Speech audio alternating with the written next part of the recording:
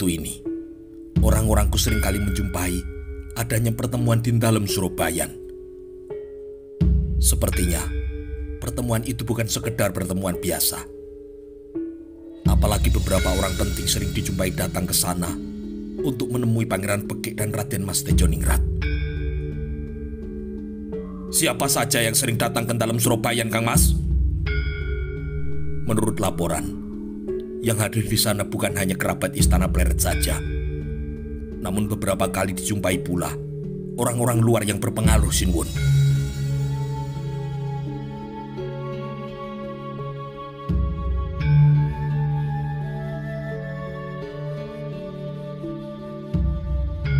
Siapa saja itu, Kang Mas?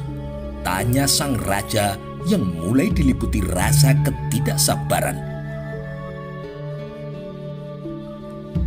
Di antaranya yang beberapa kali datang ke dalam Surabayan adalah Pangeran Lamongan, Pangeran Madura, Panembahan Kajoran, dan juga utusan-utusan dari Brangwetan, juga orang-orang Bugis, Sinwon. Oh, begitu. Apakah para sesepuh istana ada juga yang kerap datang ke sana, Kang Mas? Benar, Sinwon. Yang beberapa kali datang ke dalam Surabayan. Di antaranya adalah Sinwon Adipati Sepuh Raden Purboyo, Raden Selarong, Tumenggung Singoranu, dan beberapa priai sepuh lainnya, Sinwon. Ucap sang Tumenggung Wiro dengan menghaturkan sembahnya kembali. Mata Amangkurat Agung segera melirik kepada Raden Purboyo dan juga Tumenggung Singoranu yang duduk tidak jauh di sebelahnya. Lirikannya pun kini menunjukkan sikap curiga dan rasa tidak suka.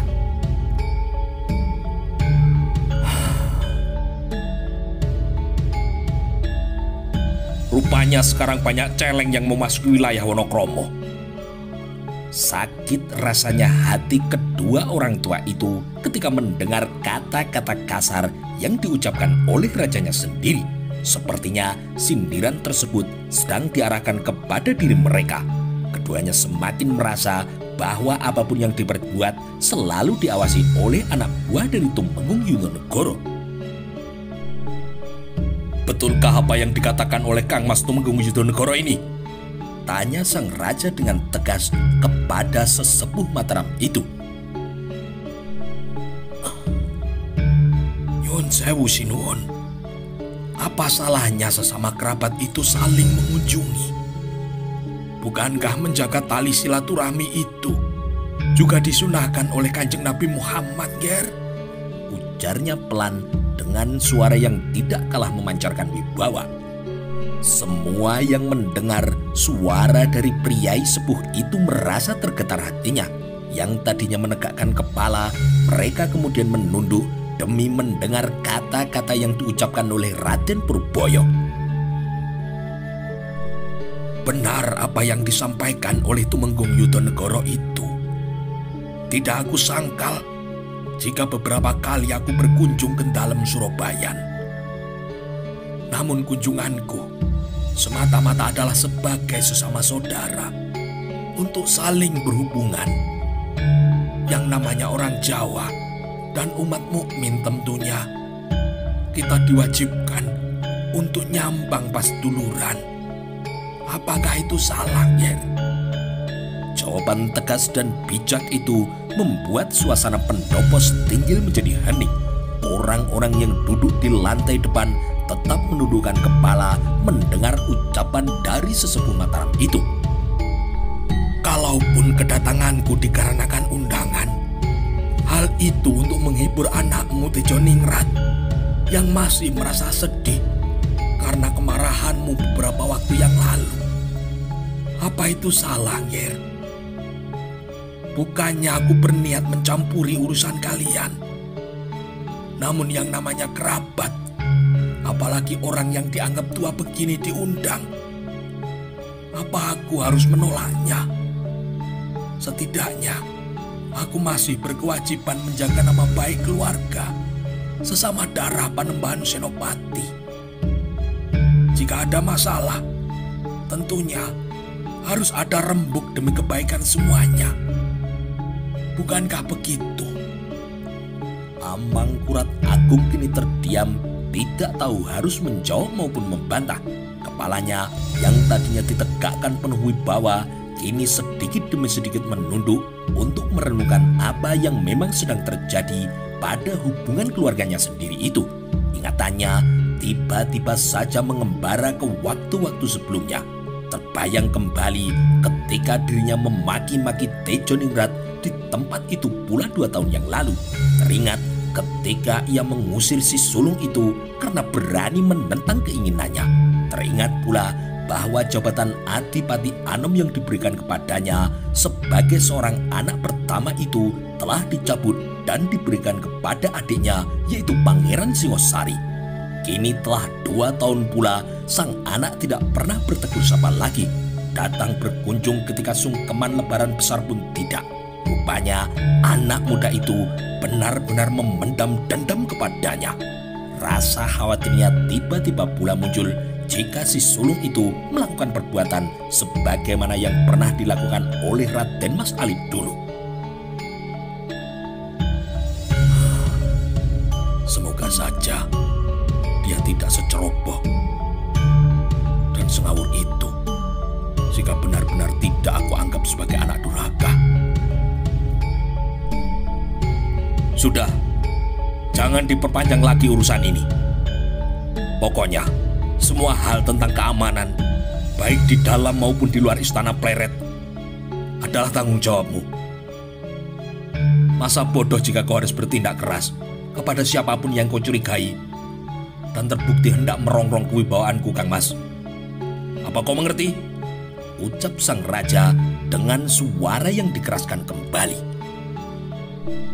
Sendiko Dawu, semua akan hamba lakukan demi kenyamanan hidup Sinuwun.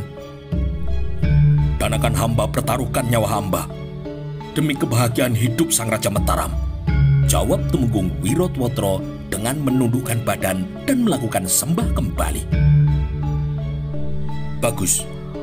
Lalu bagaimana dengan laporanmu, Kang Mas Tumenggung Wongsotipo? Bagaimana kabar tugasmu dari Semarang beberapa hari yang lalu? Tanya sang raja kepada seorang di sebelah Patih Wiropotro. Orang yang dimaksud kemudian segera sedikit mengangkat tubuhnya dan kemudian memberikan sembah. Hamba Sinuwun, hamba pribadi telah bertemu langsung dengan Adipati Suroadi Menggolo Bupati Semarang untuk mendengar laporan dan meninjau segala sesuatu yang berhubungan dengan kepentingan Mataram, khususnya mengenai hubungan kita dengan pihak kompeni dan keadaan pelabuhan-pelabuhan kita, Sinuwun. Bagus. Ceritakan semuanya, Kang Mas. Kembali kini Tumenggung Wongsotipo memberikan sembah sebelum meneruskan laporannya. Sebagaimana yang telah Sinuwun sepakati dengan pihak kompeni, maka Tuan Cornelis Pilmen, orang yang ditugaskan oleh pemimpin VOC, telah datang ke Jepara. Atas nama Gubernur Jenderal Van Gun, yang kini telah diangkat sebagai kepala kompeni VOC, dia pun telah menerima seluruh hak atas wilayah Semarang dan tempat-tempat sekitarnya, berikut pelabuhan-pelabuhan di pesisir. Penyerahan dilakukan oleh Adipati Jepara sendiri yang telah diberi kuasa oleh Sesuhunan Mataram. Dalam kaitan tersebut, disebutkan bahwa pendapatan yang ditarik dari Semarang ketika wilayah itu masih dikuasai Mataram adalah pajak pengeluaran dan juga pemasukan barang yang diwajibkan bagi orang-orang Cina, juga orang-orang asing lainnya. Pajak yang diwajibkan bagi setiap kepala keluarga di seluruh wilayah pesisir utara, pajak garam, dan juga pajak arak serta candu. Rupanya, setelah perjanjian kita disepakati, orang-orang Walanda itu juga telah mulai tinggal dan bermukim di wilayah Semarang dan sekitarnya. Bersama Adipati Semarang, kami mengunjungi orang-orang Eropa yang mulai membuka pemukiman di suatu kawasan di tepi Kali Banteng yang dekat pelabuhan hingga di sekitar daerah Pecanden yang tidak jauh dari Kadipaten Semarang serta Kali Tuntang. Orang-orang di sana menyebutnya sebagai Yurup Sibut atau Kampung Eropa. Di sana, orang-orang Eropa itu memiliki prajurit dan pembantu yang bertugas melaksanakan perdagangan. Wilayah pemukiman mereka sangat luas, berbentuk segi lima yang dipagari dengan tonggak-tonggak runcing yang berderet secara rapat serta dinding papan dengan 5 sudut sebagai bentengnya. Dalam lingkungan benteng tersebut, para kompeni VOC tinggal di rumah gedung batu yang bagus. Kali Banteng juga dapat dilayari sampai ke dekat kawasan pemukiman orang-orang Eropa itu. Tidak jauh dari kampung Eropa itu, terdapat tempat bagi Adipati Suro Adimenggolo. Adapun untuk menuju rumah Adipati Semarang itu, orang-orang harus melalui jembatan besar dan tinggi yang melintasi sungai yang besar. Kini oleh pihak kompeni, Asem Arang telah dijadikan sebagai kota praja wilayah pesisir utara hingga pesisir timur Jawa. Pemerintahan pesisir tersebut dipimpin oleh seorang gubernur. Tempat kediaman gubernur kompeni itu terletak tidak jauh dari Kali Banteng. Sejak kesepakatan perjanjian antara Mataram dengan kompeni mengenai wilayah pesisir utara Jawa tiba ini, maka oleh kompeni, pusat pengelolaan perdagangan kemudian dipindahkan dari Jepara ke Semarang. Meskipun pelabuhan bongkar muat ke negara Manca Sabrang tetap dilakukan di Jepara dan Surabaya Sinuwun. Demikian laporan yang dapat hamba sampaikan. Ucap Temenggung Wongso Dipo dengan kembali menghaturkan sembahnya. Ya, baiklah. Cukup runut juga laporanmu, Kang Mas. Aku senang mendengarnya. Namun, bagaimana dengan keamanan wilayah pesisir? Tanya sang raja kembali. Sewaktu kunjungan hamba ke Semarang, Adipati Wirobumi dan Adipati Ronggo Sedayu turut juga serta dalam rombongan. Keduanya bertugas untuk mengunjungi Pamong Praja Mataram yang bertugas menjaga keamanan di wilayah pesisir.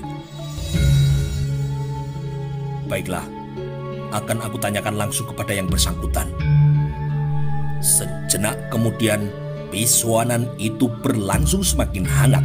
Kedua adipati muda kepercayaan Mataram itu pun kemudian menceritakan segala temuannya.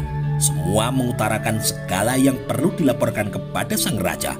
Tidak luput pula tentang kedatangan orang-orang Bugis yang bermukim di wilayah Lamongan hingga Demung.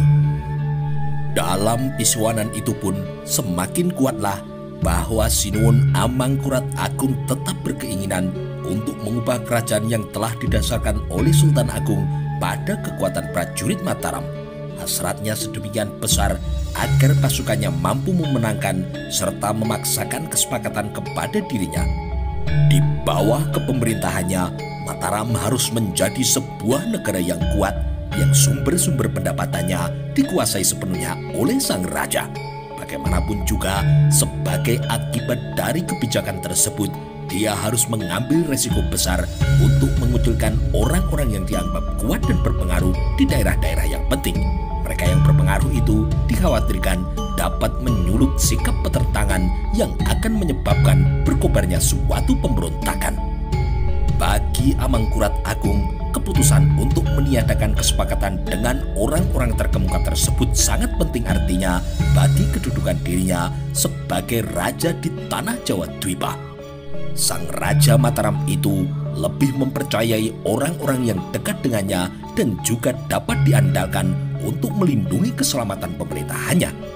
Dari laporan-laporan bawahannya yang pandai menjilat tersebut, selanjutnya sang raja memberikan keputusan untuk membunuh orang-orang yang dicurigai menentangnya, baik di istana maupun di seluruh pelosok Mataram. Hal tersebut tentu saja akan menimbulkan kegelisahan dan juga rasa ketakutan di antara orang-orang yang masih hidup. Dalam perkembangannya, nampaklah dengan jelas perpecahan di daerah-daerah di luar perbatasan kerajaan. Mataram senantiasa menuntut kepatuhan yang senantiasa dipaksakan. Maka tindakan tersebut kini telah mendorong sikap kebencian dari rakyat di daerah-daerah. Pesisir utara bagian timur di wilayah Brangwetan kini juga semakin lama semakin menunjukkan sikap untuk tidak lagi tunduk kepada Mataram. Beberapa daerah kini mulai membangkang dengan tidak memberikan upeti tahunan dan juga pajak-pajak pendapatan yang dituntut oleh pemerintahan pusat di Pleret. Sikap memberontak yang siap dilakukan dengan kekerasan senjata pun juga semakin terlihat ditujukan kepada pihak Mataram. Beberapa utusan pemerintahan pusat seringkali mendapatkan gangguan, bahkan beberapa di antaranya mati terbunuh di wilayah-wilayah tersebut. Tidak hanya itu saja, para Wiro dan Wirowijoyo sebagai pamong praja yang ditunjuk oleh pemerintah pusat di Pleret sebagai penguasa tertinggi wilayah pantai di setiap daerah pun rupanya tidak luput dari gangguan dan pembangkangan.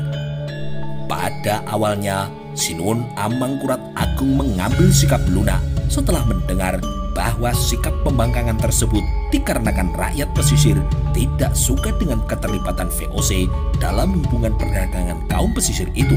Bahkan dalam pisauanan itu, tiba-tiba Amangkurat Agung kemudian justru mendukung gerakan anti company VOC yang dilakukan oleh sebagian penguasa wilayah pesisir untuk menarik simpati dari kaula pesisir kepada dirinya kembali.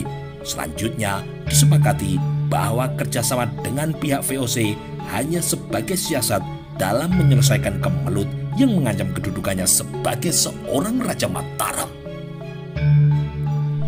Waktu kini mulai terus bergerak. Lambat laun dimulainya lagi perdagangan antara Mataram dengan VOC di daerah pesisir telah mengakibatkan timbulnya suatu krisis yang baru. Mengingat bahwa barang-barang yang dibutuhkan oleh pihak company VOC, terutama beras dan kayu, adalah hasil-hasil dari daerah pesisir. Para saudagar dan pamong praja di daerah pesisir utara lah yang memperoleh sebagian besar keuntungan dengan berlangsungnya lagi perdagangan ini.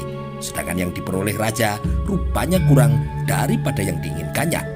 Oleh karena itulah, maka Sinuhun Amangkurat Agung mulai melakukan pengawasan yang semakin ketat terhadap daerah-daerah pesisir sehingga membangkitkan kembali sikap permusuhan yang mendalam antara daerah pesisir dengan daerah pedalaman. Amangkurat Agung juga memerintahkan diadakannya suatu penghitungan cacah yang lebih ketat untuk mempermudah penarikan pajak.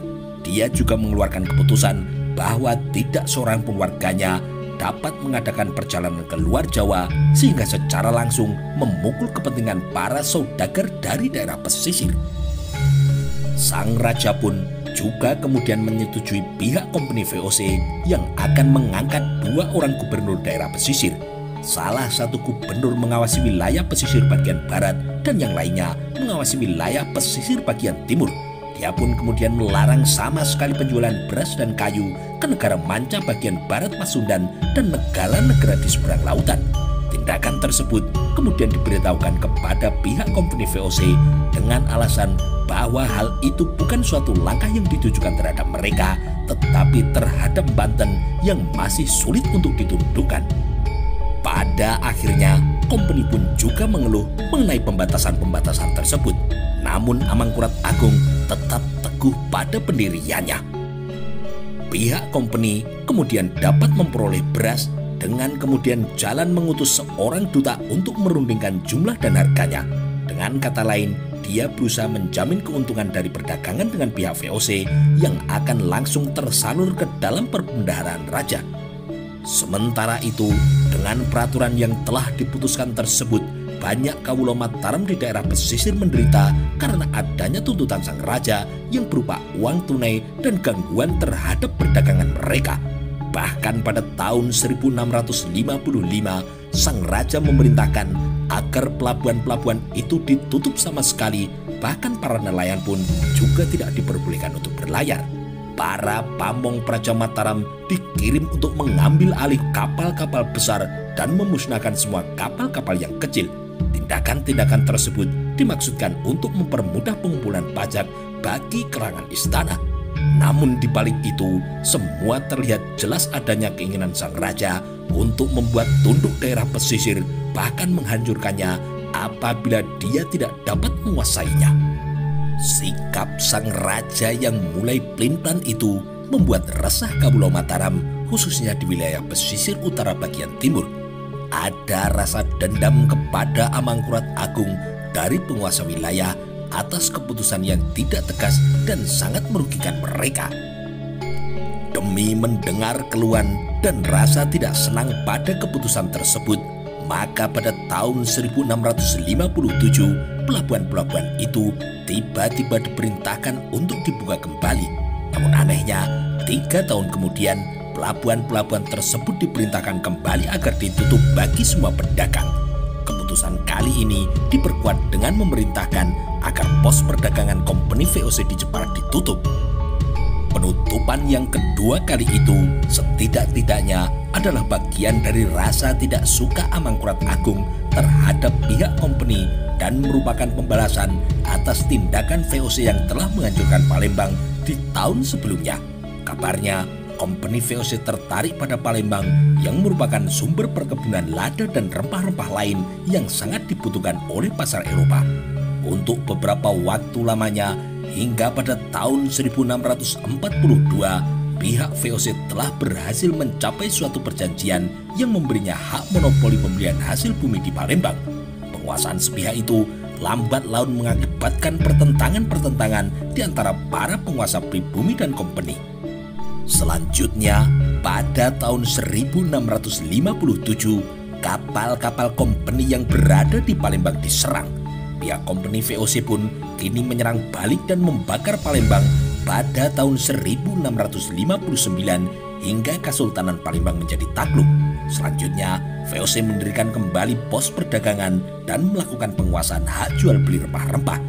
Mendengar kabar Palembang telah dikuasai VOC, Amangkurat Agung di Mataram menjadi terguncang karena satu-satunya negara sahabat yang tersisa di luar Jawa itu telah dihancurkan oleh company.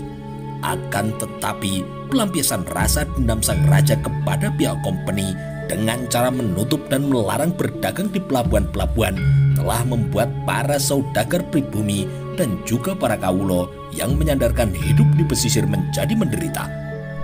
Melihat hal itu, setahun kemudian pelabuhan-pelabuhan tersebut dibuka kembali. Usaha-usaha Amangkurat Agung untuk menguasai daerah pesisir dan keinginannya untuk menguasai perdagangan dengan pihak company tentu saja memiliki kaitan yang sangat erat. Amangkurat Agung ingin menjamin agar pajak dari perdagangan daerah pesisir langsung tersalur menuju istana, menjamin agar pihak company VOC tetap menjalankan hubungan kerjasama perdagangan seperti yang telah ditetapkan pada tahun pertama dirinya dinobatkan menjadi seorang Raja Mataram. Amangkurat Agung juga ingin agar dirinya tetap menerima hadiah-hadiah dari company yang dapat meningkatkan kemegahan dan juga keagungan istananya. Ia juga ingin sekali menerima uang untuk meringankan kekurangan dana yang kronis di kerajaannya. Menurut perhitungannya, tujuan tersebut akan dapat tercapai dengan jalan meruntuhkan perekonomian daerah pesisir utara dan memaksa agar pihak company VOC melakukan semua pembeliannya secara langsung dengan pihak istana. Amangkurat Agung terus mendesak agar VOC mengirimkan utusan-utusannya untuk datang ke Istana Mataram dengan ancaman jika mereka tidak datang, maka pelabuhan-pelabuhan itu akan ditutup kembali. Keadaan tersebut akhirnya memaksa pihak company untuk memenuhi persyaratan dari Raja Jawa itu. Company kemudian mengirim utusannya ke Pleret pada tahun 1667, 1668, dan 1669. Namun kedatangan utusan company itu hanya sedikit membawa kemajuan pada penyusunan rencana-rencana dagang yang berimbang dan juga bersahabat. Hingga kemudian pada akhirnya utusan company itu justru tidak diperbolehkan melanjutkan perjalanannya ke Istana Pleret. Amangkurat Agung mulai menyadari bahwa hubungannya dengan VOC bukan hanya menciptakan sumber keuangan, namun juga sebagai sumber bahaya. Itulah yang semakin membulatkan tekadnya untuk kemudian menguasai daerah pesisir. Kedua orang gubernur daerah pesisir yang diangkat oleh pihak company ditolak dan dikurangi kewenangannya serta kekuasaannya. Sang raja kemudian menggantinya dengan mengutus 4 orang pamong praja untuk mengawasi wilayah pesisir itu. Pada tahun 1669, wewenang tersebut dikurangi dan wakil-wakil langsung dari istana yang dinamakan Wiro Umbul dikirim untuk mengawasi pengaturan dan juga pengawasannya. Namun apa yang terjadi? Kehidupan perekonomian kawula di daerah pesisir selanjutnya justru menjadi semakin kacau dan mendung kebencian kepada Raja Mataram itu juga telah mulai menggumpal. Beberapa pemimpin di wilayah pesisir utara bagian timur Jawa Dwipa yang mempunyai pengaruh cukup besar untuk memimpin suatu perlawanan dan juga pemberontakan dapat menyelamatkan diri dari pembunuh-pembunuh yang tidak ada henti-hentinya dilakukan oleh pihak Mataram. Ujung tombak pemberontakan itu justru berasal dari orang-orang yang bukan Jawa. Pertama-tama, berhimpunlah para prajurit-prajurit Madura yang menginginkan lepas dari kekuasaan Mataram. Kemudian berdatangan pula satuan-satuan prajurit yang pemberani dari Bugis dan Makassar. Rombongan bajak laut itu berduyun-duyun meninggalkan kampung halaman mereka setelah kekalahan Kesultanan Goa pada tahun 1669. Mereka meninggalkan tanah airnya dikarenakan pemerintahan yang dijalankan oleh Arung Palaka bersifat menindas. Gerombolan-gerombolan orang Makassar yang tidak puas itu kemudian berlayar ke Jawa. Sebagian besar mereka mencari nafkah dengan merompak dan merampok. Suatu kelompok berangkat ke Banten, akan tetapi karena situasi di sana menjadi tidak nyaman bagi kehidupan mereka, akhirnya orang-orang Bugis itu pergi dan bermukim di Jepara dengan tujuan meminta tanah kepada Amangkurat Agung untuk dijadikan tempat tinggal mereka. Namun keinginan tersebut tidak dikabulkan sewaktu beberapa pimpinan mereka menghadap ke Istana Pleret. Mereka pun kemudian menghadap pada Raden Mas Tejo Ningrat di dalam Surabayan yang kemudian mengizinkan mereka menetap di daerah pesisir Brangwetan di suatu tempat yang bernama Temung. Sementara itu, di wilayah utara Negoro Gung Mataram, alam nampaknya mulai menunjukkan sikap tidak lagi bersahabat kepada manusia. Gunung Merapi meletus pada tahun 1672. Terjadi beberapa kali gempa bumi yang menjadikan laut pantai selatan bergolak hingga gelombang besarnya menelan apa saja yang berada di sekitar pantai. Kawula pesisir pun banyak yang menjadi korban bencana alam tersebut. Semenjak kejadian itu, hujan pun turun tidak pada musimnya. Terlihat adanya berbagai pertanda yang tidak baik yang diramalkan oleh beberapa orang. Tradisi Istana Jawa yang mempercayai suatu siklus abad-abad yang menunjukkan runtuhnya kerajaan-kerajaan pada akhir setiap abad.